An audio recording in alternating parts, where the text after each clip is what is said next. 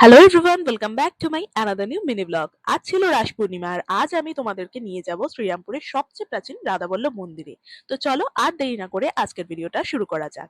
Zidane এখন ঘুমোচ্ছে আর ঠিক এই সময় আমি টুক করে ঘুরে আসবো ঠাকুর দর্শন করার জন্য। রেডি হয়ে বেরিয়ে পড়লাম। টোটোতে করে আমি যাব আর 5 মিনিটের মধ্যে পৌঁছে গেলাম আমি রাধাবল্লভ মন্দিরে। এটা হলো শ্রীরামপুরের বহু প্রাচীন একটা রাধাবল্লভ জিউ মন্দির। এটা 1677 সালে স্থাপিত হয়েছিল। পরে 1764 সালে পুনর্নির্মাণ করা হয়। এই মন্দিরটি দেখো ৮ চালার আর ৬০ ফুট উঁচু। আর এই হলো এখানকার রাধাবল্লভজি। কত সুন্দর রূপ দেখো আর কি সুন্দর করে সাজানো হয়েছে।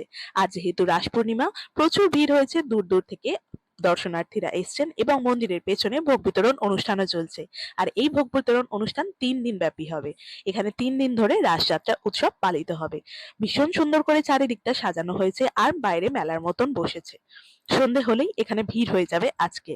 আমি তো টুক করে ফাঁকায় একটু একটু করে ঘুরে নিলাম, তার কারণ জিদান এখন ঘুমোচ্ছে, ভিড়ের মধ্যে জিদানকে নিয়ে তো আসা যাবে না। সে কারণে ফাঁকায় ফাঁকায় আমি ঘুরে নিলাম। আর তোমাদেরকে আরেকটু জানিয়ে রাখি যে এই মন্দিরটি বৃন্দাবনের সাধকহিত হরিবংশ মহাপ্রভুর নির্দেশে নির্মিত হয়েছিল। আর এই মন্দিরের মেন ফেস্টিভ্যাল হলো এই রাসযাত্রা, যেটা গোটা শহর জুড়ে ধুমধাম করে পালিত হয়। তো যাই হোক, আজকের মিনি ব্লগটা কেমন লাগলো প্লিজ কমেন্টে জানিও। আমার চ্যানেলে নতুন হলে চ্যানেলটি সাবস্ক্রাইব করতে ভুলো না। দেখা হবে আগামীকাল নতুন ভিডিওতে। ততক্ষণ সকলে ভালো থেকো। Bye, take care and good night.